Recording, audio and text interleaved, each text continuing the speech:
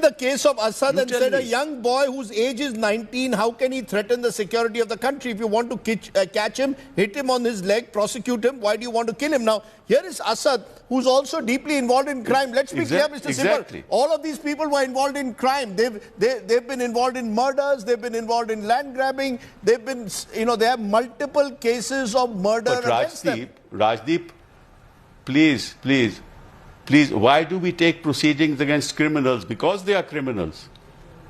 I mean, you are saying the obvious. If they were not criminals, there will be no proceedings against them. The whole purpose of the law is that you catch criminals and you prosecute them and you convict them and you send them to jail.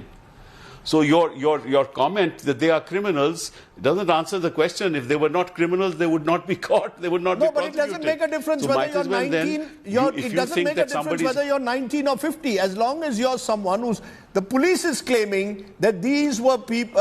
I mean, in their defense, they are claiming that in the case of Assad, that there was a shootout. In the case of Atiq, they are now claiming they didn't know about who these three shooters were. Now, all of this, as I said, prima facie, of course, needs an inquiry. You said the Supreme Court must set rules. What are those rules?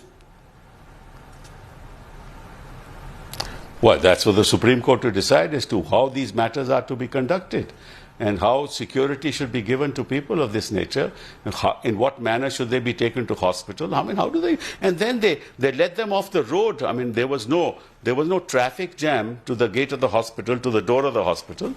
Why were they made to walk? And at night, who takes somebody to the hospital at night? I mean, it's shocking.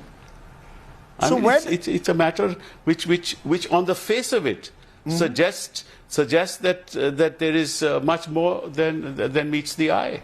And when you talk about Assad, let me tell you this: there is no criminal case against Assad prior to this.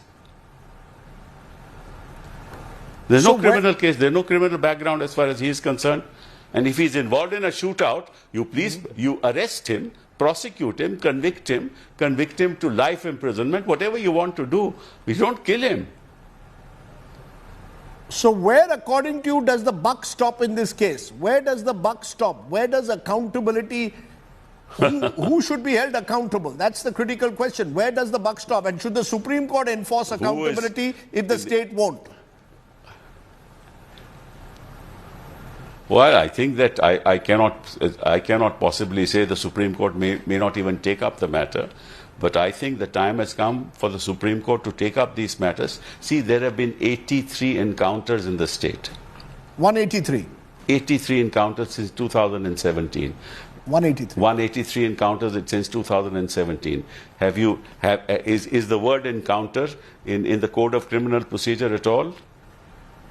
Encounters are in what context? You turn out to be a Maoist, or you're a terrorist coming from Pakistan. I can understand in that situation that these people, their ideology is to kill the police. Their ideology is to kill ordinary citizens. In those situations, encounters happen as a matter of self-defense. Right?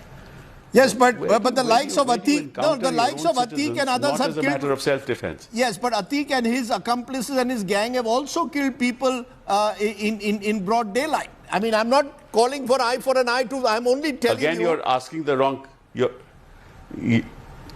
You are asking the wrong question. If they have killed people, all the more reason they should be caught and prosecuted and sent away for life. This act of killing is a public encounter against Atiq. So you're saying it's a murder of the rule of law? Not in self-defense. So you're saying it's effectively a murder of the rule of law? Of course it is a murder of the rule of law. Absolutely, without any doubt. And we can't have it in our country. My country is too important for all of us to allow this to happen on the streets of India. This is a matter of great pain for all of us. I mean, we're living in a country with the rule of law. That's what the Constitution provides, no? Right to life and liberty in accordance with law, in accordance with procedure established by law. What's the procedure established by law? The Code of Criminal Procedure. What does it say? Investigate. Investigate, catch the culprit, catch the criminal, prosecute him, go through a trial. Even Assad went through a trial. You remember?